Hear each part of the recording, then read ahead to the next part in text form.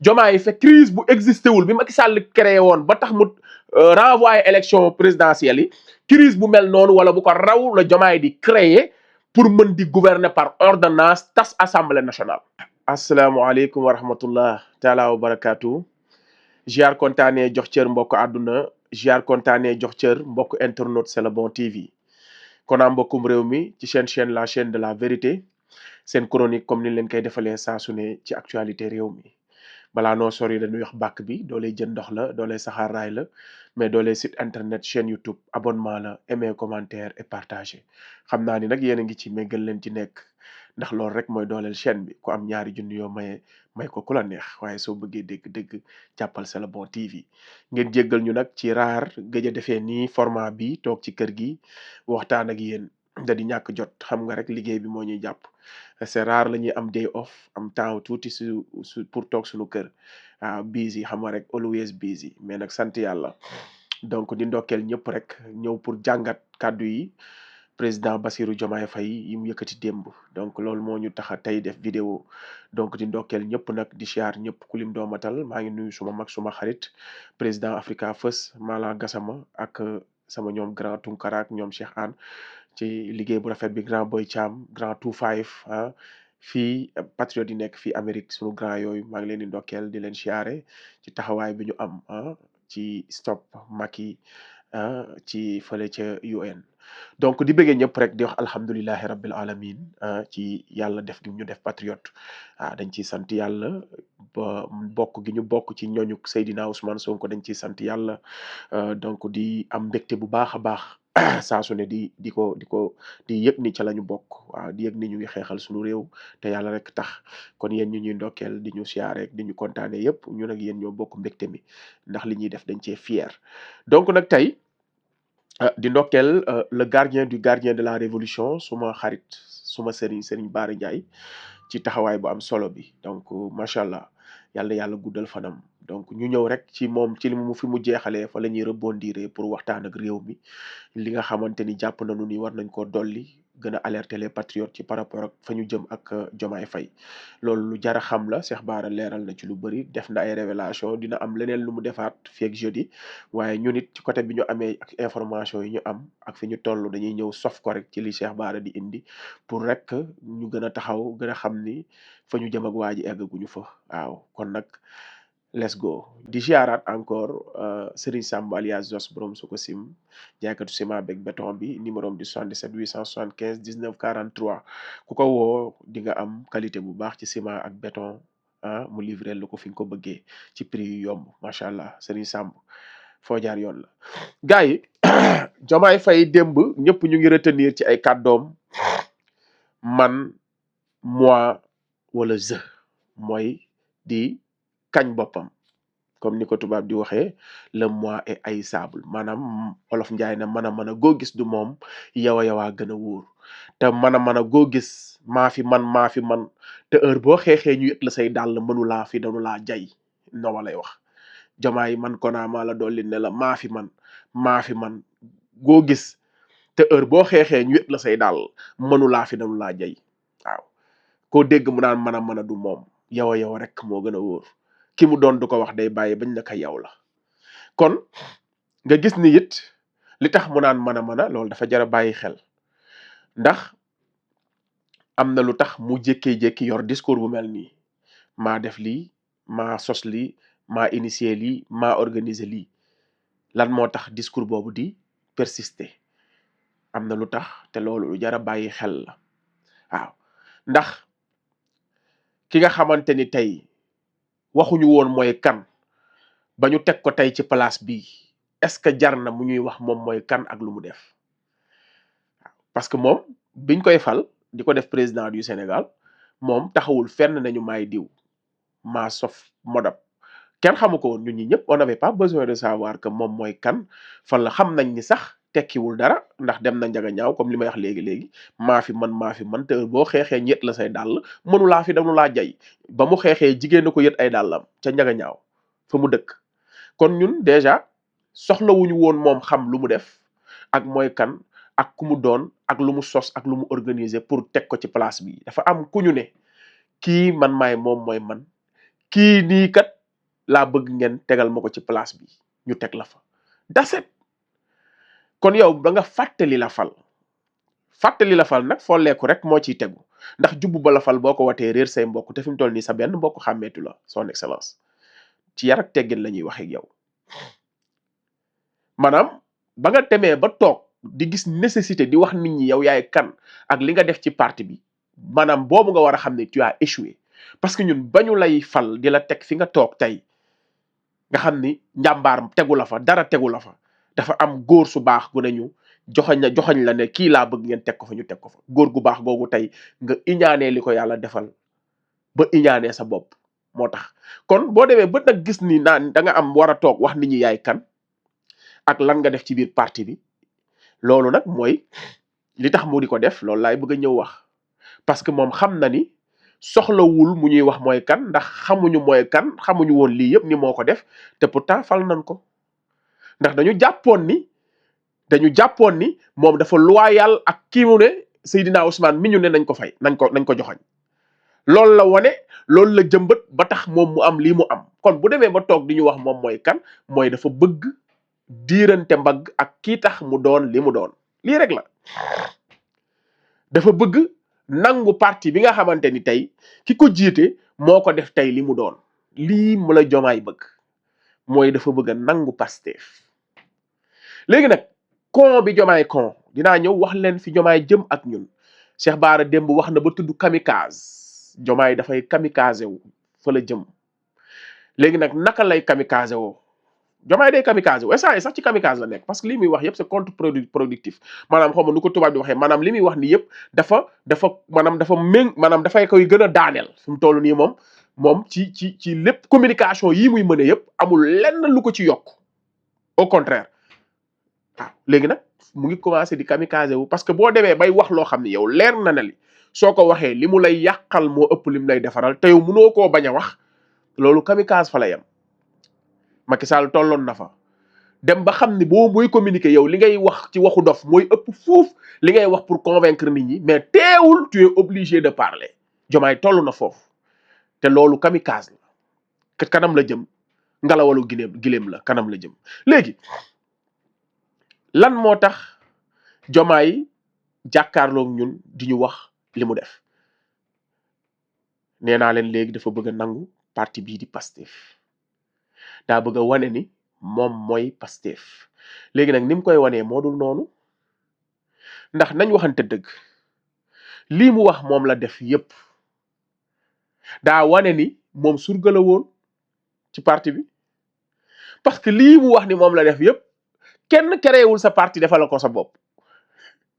Ablaye Wade lii mu wax ni Ablaye Wade def ko ci PDS te ku ne xam na ni Ablaye Wade moom PDS ay booyam la amoon ñu koy structurel di ko organiser di ko defal di ko organiser ay groupement ay créer ko ay modabak di ko organiser ay organisation ci biir parti bi loolu ay booyu leaderu parti bi ñoo koy def musoo leen gis Macky Sall mu naan maa organiser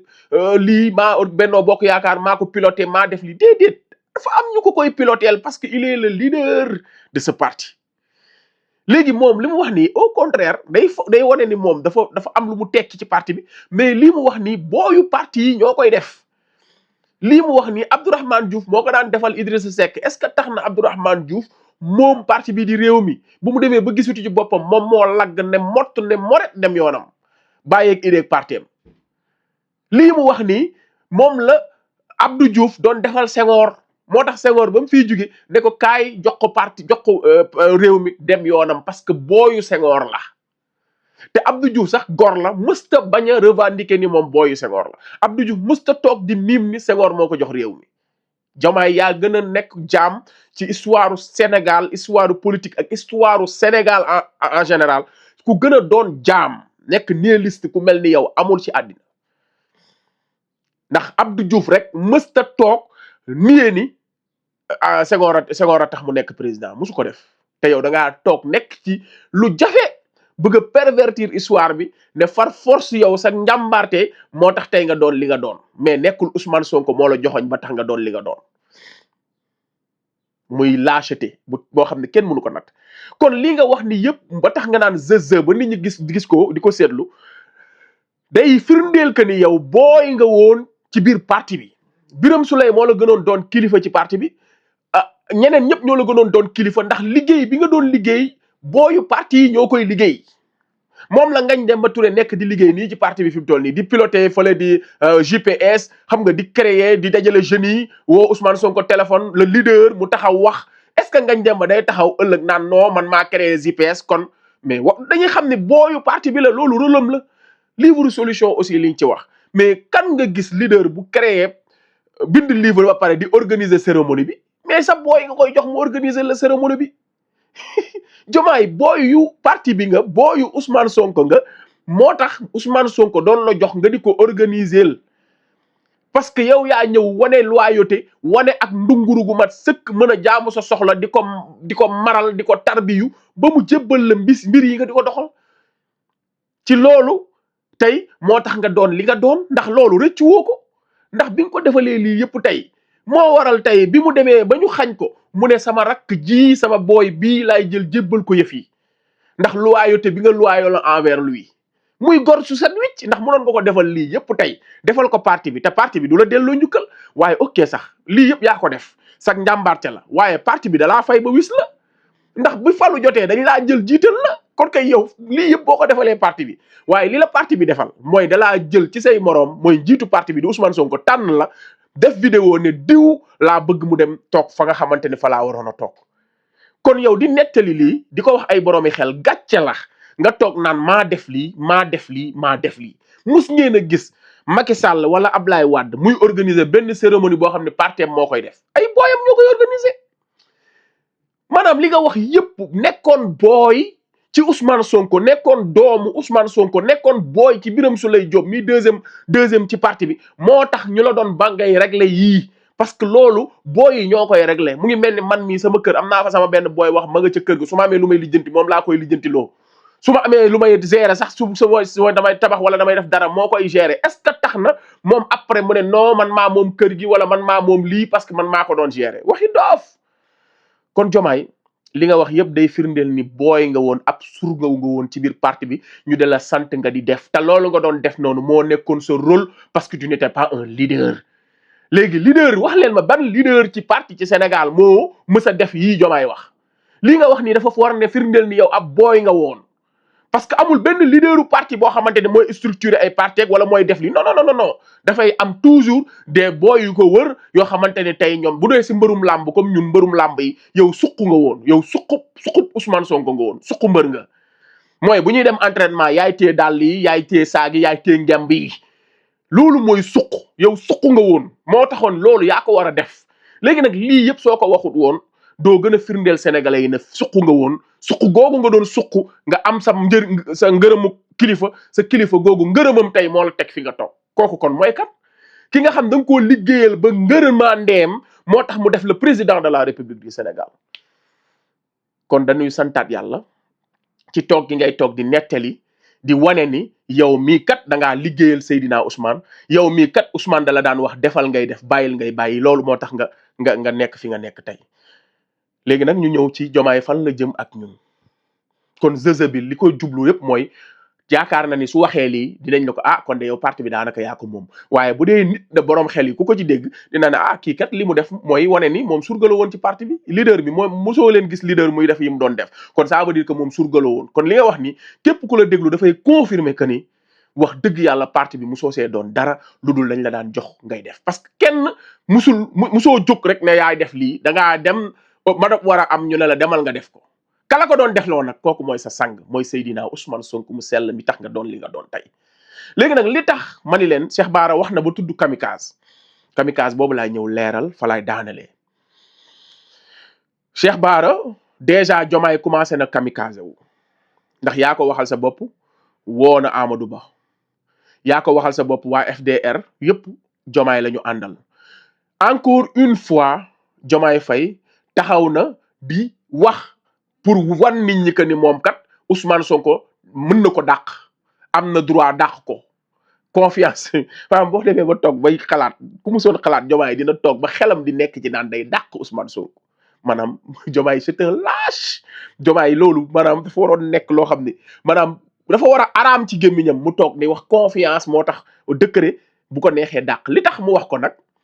mooy bëgg na koo def yàgg na léegi daf ko bëgg a sexal sénégalais yi tàmmal ñu ko fi mu toll ni sénégalais yépp bu jomaay dàqee Sonko du leen bett léegi fi mu toll ni day wàññi émotion bi wàññi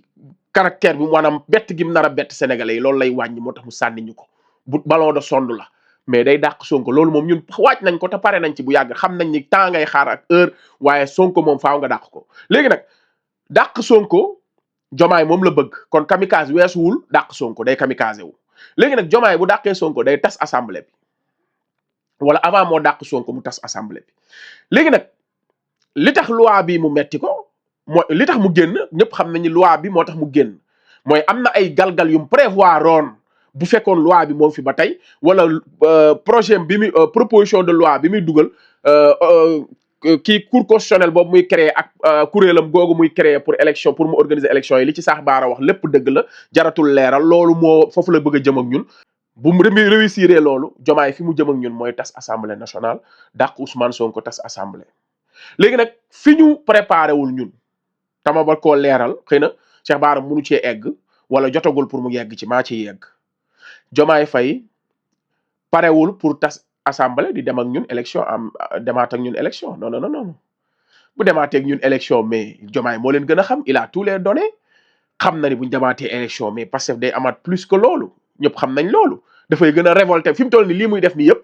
tax na patriotes yi découragé woon sax ñi xam ne ñoo xawoon a gedd sax ñoo ngi gën a dañoo gën a taxawaat fi mu toll nii ndax sénégalais day sot te bugg sénégalais buggul jaam maanaam combattre Jomaay da leen di jaralaat lu nekk parce que bugguñu un lâche te Jomaay c'est un lâche léegi nag moom xamul ni li muy def nii mu ngi gën a dëgëralaat pas-pasu sénégalais yi ci Ousmane Sonko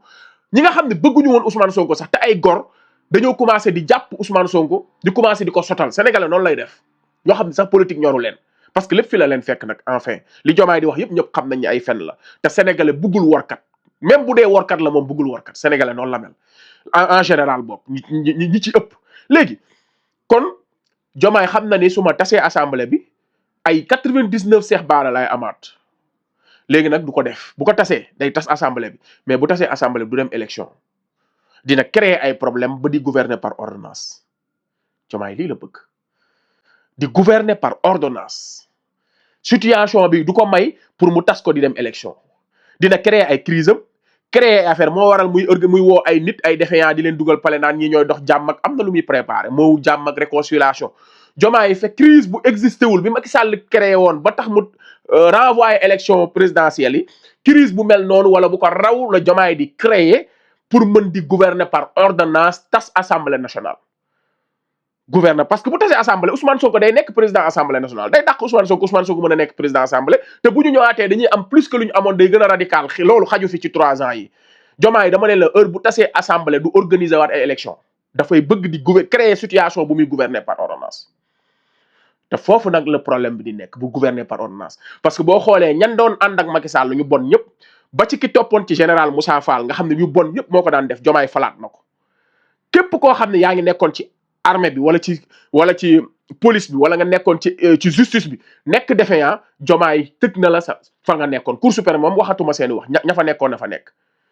ba pare heure boo ko déggee muy wax day wax ni justice bi dañoo am seen liberté bopp dama leen bàyyee seen bopp te pourtant pouvoir ñetti pouvoir ñoo nekk Sénégal pouvoir exécutif pouvoir législatif pouvoir judiciaire bu mënee moom muy exécutif bi bu mënee jox cër justice bi ba du leen wax li ñuy def kon war na mën a jox cër assemblée nationale bu ko raw ba tax du leen wax lu ñuy def mais gis nga ko sorteem bi yëpp ci kaw assemblée la doon tiré ci kaw président assemblée la nga gis ni dafa mere assemblée parce que voté nañ loi boo xamante ni moom neexu ko te ñoom dañoo am droit voté ko te laaj nañ ko ci xalaatam bam validé ko mooy loi L29 L30 bi waaye gis ngeen ni sortie bi yëpp chargé kaw assemblée wane ne assemblée kat dafa am yeneen yu ñu bëgg wala di jéem a dóor assemblée nationale ci kaw sénégalais yi waaye boo demee ci justice bi bu ñu ko interpellé ci justice bi indépendance totale la jox justice bi li ñu ci jublu ci loolu mooy ëllëg ci biir lu mën a xew mu ne justice bi kat dem leen déglu samay interview man musuma maanaam musuma dugg ci doxalinu justice bi dama leen mës a bàyyi ak seen indépendance te justice bii muy jox indépendance ñoom la waxoon clochardisation changé wul dara même justice bii tey mu ne wóolu na leen ba di leen bàyyi gis nga ci affaire martyr yi muy fen naan ibbi nañ enquête yeeg bal bi ñu dóor Pape Abdoulaye Touré daa jar ay bal ay enquête Cheikh Sow tur yeeg lépp nervi yeeg vidéo yëpp a ngi fii kooku jar na ñu naan ay bal bi dañ koy xooli fëlëg day xam nga day fenn buggul àttee benn martyr buggul àtte parce que dafa am yoo xam ne jarul sax enquête te boo dee enquête ci capot bi ngay commencé boo jàppee leader bi moom jeex na ministre de l'intérieur Antoine Diome moo ngi fi ñoom Aïssata Tall Sall yi nekkoon justice taxawoon fii ne ay nervi ak ay force occulte ak ay rebelle ñoo doon rey nit ñi mais ñooñu boo leen laajee rek ñoom rek boo leen woowee ne leen léegi rebelle yi lañ soxla ak ñi ngeen waxoon ni ñooy force occulte yi ñu doon rey nit ñi mais Diomaye ku ne xam na ni parewul pour atte justice nervi yi martyrs yi justice amul mais gis ngeen lim ko layalee heure bu ñu waxee waxu justice da leen di layal ba pare jox leen indépendance te indépendance boobu nangu koo jox waa assemblée te waa assemblée aussi pouvoir la boo xamante ni tey ñoom ñooy contrôler sax l'exécutif kon bu joxee justice indépendance nangul leen ni ñoo am liberté da leen ko bàyyee te moom justice boobu la xasoon fii ne leen clochardisation te changé wu ci dara ndax defu ci réforme ba tey kon c'est la même justice moo fi nekk mu jox leen liberté waaye assemblée bi da leen di jéem a sax xoolloo fi mu bëgg ñu xool kon li mu bëgg mooy justice boobu tey moo koy defal li mu bëgg ci Ousmane Sonko parce que Diomaye Faye éliminer Ousmane Sonko moom la bëgg moo waral ñu dugal loi bi nga xam ne day fexal ñëpp bokk mu génn def déclaration ngeen dégg ko fa muy waxee muy créer cour constitutionnelle di créer kuréel boo xam ne mooy organiser élection yi nga xam ne palais la leen di loger comme ni ko Cheikh Bara waxee moo leen di tabb moo leen di jox ay privilèges ku ne xam na ne ñooñu ñoo ko war a defal sale boulot bi bu ko defee ba pare après danaan sama yoon nekku ci man justice bi musuma see dugg fii la Diomaye ñëw léegi kamikaze bi foofu la nekk mooy Diomaye day tas élection day tas assemblée nationale jéem a essayer gouverner par ordonnance lu ko jar nag askan wi jaral leen ko mu jaral ko bu jaree sax moom mu yàqule Ousmane Sonko yàqule Pastef yàqule da koy def Diomaye foofu lay jëm ak ñun kon nañu préparer que ni Diomaye dafay kamikaze wu Diomaye dootul dëpp Diomaye noon bi gën a bañ Ousmane Sonko Diomaye Faye la tudd jaral na ko lu nekk fi mu toll nii pour Ousmane Sonko bañ a doon président du Sénégal Macky Sall lu mu ko jaraloon Diomaye jaral na ko lu ëpp loolu laa billahi wallahi watallaahi bee boo patriote yi ngeen gën a takku lu mu jaraloon Macky Sall pour Ousmane Sonko bañ a doon président Sénégal jaral na Diomaye 90 fois kon te kamikaze boobu Cheikh Bara di wax Diomaye tàmbali na ko Cheikh bi ndax sortie yi muy def yëpp kamikaze la ndax amul benn production bu lu mu koy yokk amul lenn benn militant bu mu ciy gagné amul kenn ku koy déglu fier ci loolu mooy kamikaze te Diomaye tàmbali na ko léegi nag tas assemblée gouverner par ordonnance forcé yii muy forcé nii mooy loi yii mu bëgg nii xam na ni du ngeen ko voté ndax ci caisse noire am ba ngeen jëm ci caisse noire am ba ngeen jëm même doole bi président di am jékki-jékki 2 ans bo jotee mu tas assemblée bi ci coobareem loolu dañ ko war a dindi te xam na ni yéen ci loi yooyu yëpp ngeen jëm kon du fa egg ak yéen moo tax balaa 2 ans yee mat lu ngeen mën a def ci loi def leen ko te lu mu fa indi bu leen ko voté léegi nag foofu ñàkk a voté boobu ngeen ñàkk a voté pexeem yi muy indi ci lay sukkandiku tas assemblée bi jéem a gouverner par ordonnance créer fi situation boo xamante ni du mën a organiser élection dina am ay prétextes yu mu teg bare du mën a organiser élection waaye nag dina doxal parce que réew mi du taxaw di jéem a gouverner par ordonnance ci loolu nag lay imposer li muy imposer askan wi lu mu leen jaral mu jaral ko lu ko raw fii la Diomaye jëm ak ñun kon bépp patriote képp ku amoon conviction benn dollil 100 nga xam ni Diomaye Faye waruñoo gën a maanaam waruñoo ëpp fulla waruñoo gën a jàmbaare waaye waruñoo lu ko réew mi jaral lu ko toog ci réewam bu dee toog ci nguur gi jaral nga xam ne dañ ko joxoon par procuration war na noo jaral lu ko raw pour ñu jëlee ko fi waaye lii tax ñu def ko mooy ñu xam fan la jëm ak ñun te fii ma leen wax nii fa la Diomaye jëm ak ñun kon nag gars yi lii laa ne woon mënuma ko ñàkk a dolli ci li nga xam ne moom la Cheikh Bara di wax Google nga xam ne lu mu wax dëgg la lu muy waaj a wax dëgg la pour patriote yi gën a bàyyi xel que ni kamikaze boobu Diomaye Cheikh Bara di wax Diomaye déjà mu ngi ci te fa mu jëm ak ñun mooy fii ma leen wax kon gën a partager di aimer asalaamaaleykum wa rahmatullah jaa ngeen jëf